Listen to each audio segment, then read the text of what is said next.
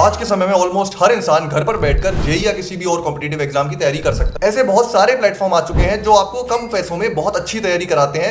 बिल्कुल वो तैयारी जिसके आप 1.5-2 लाख रुपए कोटा में जाकर देते थे जेईई की तैयारी करने के लिए। इस ऑनलाइन तैयारी के बहुत सारे फायदे भी हैं। आपका टाइम बचता है, आप घर बैठे बैठे तैयारी कर सकते हो, फ्लेक्सिबल टाइम में आप लेक्चर्स देख सकते हो, अगर कोई चीज समझ में नहीं आई तो वो चीज दोबारा देख सकते हो, आप क्वेश्चंस अटेम्प्ट करते हो सामने स्क्रीन पर देखकर, बिल्कुल वही इन्वायरमेंट में जो आपको जेईई वाले दिन मिलता है। पर इन फायदों के साथ साथ कुछ नुकसान भी है। वो नुकसान आपका रिजल्ट एकदम से खराब कर देते हैं अगर आप इन गलतियों को करते हो। वो कौन कौन सी गलतियां होती हैं जो आप ऑनलाइन बैचेस में करोगे तो आपका रिजल्ट पूरी तरह बर्बाद हो सकता है, वो मैं आपको इस वीडियो में आज बताऊंगा। मेरा नाम है अतिन और मैं करंटली बीटेक कर रहा हूं डीटीयू से, और मैंने अपने जेईई मेंस में 99+ परसेंटाइल और 200+ मार्क्स स्कोर करे। मेरे चैनल पे आपको ये सारी इंफॉर्मेटिव वीडियो मिलती रहती है। जेईई में क्या चीजें सही है, क्या चीजें गलत है, वो सारी की सारी वीडियोस अवेलेबल रहती हैं। इनफैक्ट आगे क्या स्ट्रेटेजी आपको रखना फायदेमंद रहेगा, वो सारी वीडियोस भी आती रहती हैं। तो चैनल को सब्सक्राइब कर लेना अगर आपको मेरे चैनल से कोई भी वैल्यू एडिशन होता हो आपकी जेईई प्रिपरेशन। अब वीडियो शुरू करते हैं। सबसे पहली गलती जो स्टार्टिंग फेज में मैंने भी करी थी अपनी प्रिपरेशन के, कि सिर्फ लेक्चर्स देखते रहना। भाई ऑनलाइन तैयारी कर रहे हैं, कोई कंस्ट्रेंट नहीं है, बैकलॉग बन जाता है, फिर खूब सारे लेक्चर इकट्ठे हो जाते हैं। लेक्चर देखने में हमें कभी कभी मजा भी आने लगता है क्योंकि थ्योरी हमें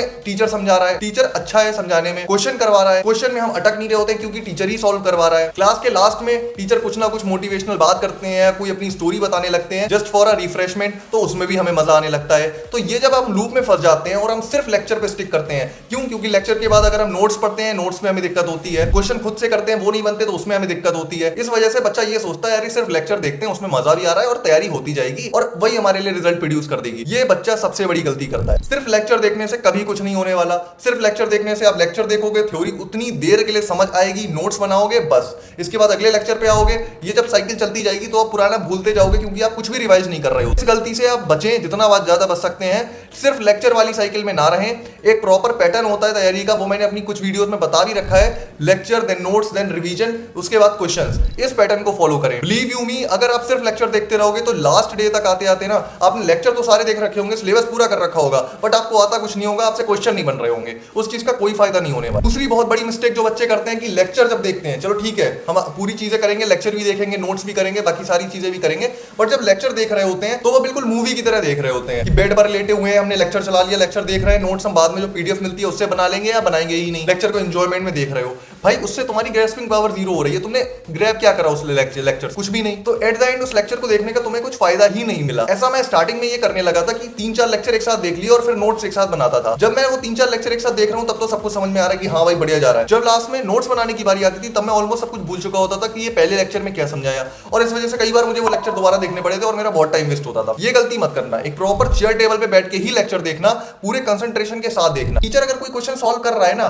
तो ये नहीं कि हाँ ऐसे हाथ फोल्ड करके बैठे हुए हैं वो सॉल्व कर रहा है। सबसे पहले तुम अटेम्प्ट करो उस क्वेश्चन को। अगर तुमसे सॉल्व नहीं हुआ तो फिर देखो कि टीचर कैसे कर रहा है, और अगर सॉल्व हो भी गया फिर भी देखो कि टीचर ने क्या एनालॉजी है, टीचर ने क्या पैटर्न लगाया उस क्वेश्चन को सॉल्व करने में। क्या पता तुमसे डिफरेंट कोई सॉल्व करा। तीसरी बहुत बड़ी गलती, मॉक टेस्ट नहीं देना। ये गलती मैंने पर्सनली खुद भी की थी। और क्या भैया आपने एट द एंड ये चीज सही कर ली थी? नहीं, मैंने ये चीज सही नहीं करी थी। ये मेरी गलती ही रही। मैंने एक भी मॉक टेस्ट नहीं दिया जिसका खामियाजा मैंने अपने जेईई मेंस में भुगता। हम लोगों को ऑनलाइन में एक ये फायदा रहता है कि लेक्चर देख लिए, संडे को सपोज टेस्ट है तो उस टेस्ट के लिए हमारे ऊपर कोई प्रेशर नहीं है। ऑफलाइन में अगर आप टेस्ट नहीं देने जाओगे तो वो कोचिंग वाले आपके पेरेंट्स को कांटेक्ट कर देंगे या फिर आपके पेरेंट्स को मैसेज डाल देंगे कि आप एब्सेंट थे, या फिर आप पर भी एक प्रेशर होता है कि आज टेस्ट है, आपके आसपास के दोस्त टेस्ट देने जा रहे हैं तो आप भी टेस्ट देने जाओ। बट ऑनलाइन में ऐसा कुछ नहीं होता है। मंडे टू सैटरडे आपने लेक्चर्स देखे प्रॉपर, संडे वाले दिन अगर आपका टेस्ट है, मैं बताऊं कई बार बच्चा ये सोचता है कि भाई मेरा बैकलॉग है मैं वो कवर कर लेता हूं, टेस्ट क्यों ही दूं, मेरा तो सिलेबस ही पूरा नहीं है या मैंने रिवाइज ही नहीं कर रखा है। ये सबसे बड़ी गलती होती है। एक बात याद रखना, जेईई मेंस वाले दिन भी तुम्हारा सिलेबस पूरा नहीं होगा।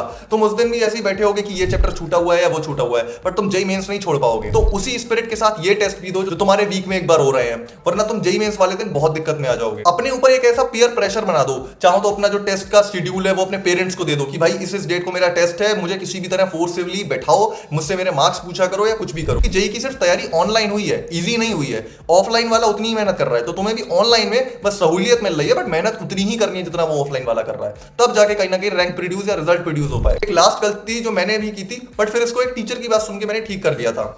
मैं क्या करता था, लेक्चर जल्दी करने के चक्कर में 2x पे देखने लगता था। फॉर एग्जांपल रोटेशन का चैप्टर है और मुझे करना है, और मैंने एक भी बार पहले नहीं कर रखा है इसको, फर्स्ट टाइम कर रहा हूं मैं इसको 2x पे देखने लगा। क्यों? क्योंकि सपोज टोटल 17 घंटे के लेक्चर्स हैं, आधे टाइम में पूरे हो जाएंगे, तो मैं 2x पे इसको देख रहा हूं। ये एक बहुत बड़ी गलती होती है। कोई भी टॉपिक या कोई भी चैप्टर आपके दिमाग में पूरी तरह बैठने के लिए या फिर पूरा आप उसको समझ पाओ उसके लिए एक सफिशिएंट टाइम चाहिए होता है। तो सफिशिएंट टाइम के अकॉर्डिंग ही टीचर प्लान करता है कि इस चैप्टर को मैं इतने लेक्चर्स में कवर करूंगा। अगर आप उसको 2x पे करते हो तो आपने उतना टाइम उस चैप्टर के साथ बिताया ही नहीं जितना आपको उस चैप्टर में देना चाहिए। सिर्फ इसी रीजन की वजह से कभी कभी वन शॉट आपको फायदा नहीं करते हैं, क्योंकि आप कभी कभी उस चैप्टर को इतना टाइम देते ही नहीं हो वन शॉट के जरिए जितना आपको देना होता है। ये बात मुझसे सलीम सर ने एक लेक्चर में कही थी, अपने प्रयास 2.0 और आई थिंक 1.0 में वो थे, उन्होंने ये बात कही थी। तब मुझे ये चीज बहुत अच्छे से समझ आई कि हाँ ये बात सही है कि 2x पे देखने से शायद मैं बहुत जल्दी मैं चैप्टर देख ले रहा हूँ और इस वजह से मेरे दिमाग में सेटल डाउन नहीं हो रहा है। तब से मैंने स्पीड ऐसा नहीं है कि बिल्कुल 1x पे कर ली, 1.25 होता है, 1.5 होता है। और अगर कोई चैप्टर आप रिवाइज कर रहे हो या फिर आपने 12th में अच्छे से पढ़ रखा है, फिर आप ड्रॉप में फिर से पढ़ रहे हो तो आप 2x कर सकते हो। बट एकदम फ्रेश चैप्टर है, बस जल्दबाजी में करना है तो 2x कर रहे हो, वो चीज गलत है। हर चीज कर लो बट कैलकुलेटेड वे में करो। डिस्क्रिप्शन और पिन कमेंट में लिंक है मेरी टेलीग्राम कम्युनिटी का, वो प्लीज ज्वाइन कर लेना, क्योंकि वहां मैं शेयर करता हूँ अपने खुद के नोट्स और शॉर्ट नोट्स आप लोगों के प्रिपरेशन के लिए। Keep studying hard. बाकी मिलते हैं नेक्स्ट वीडियो में।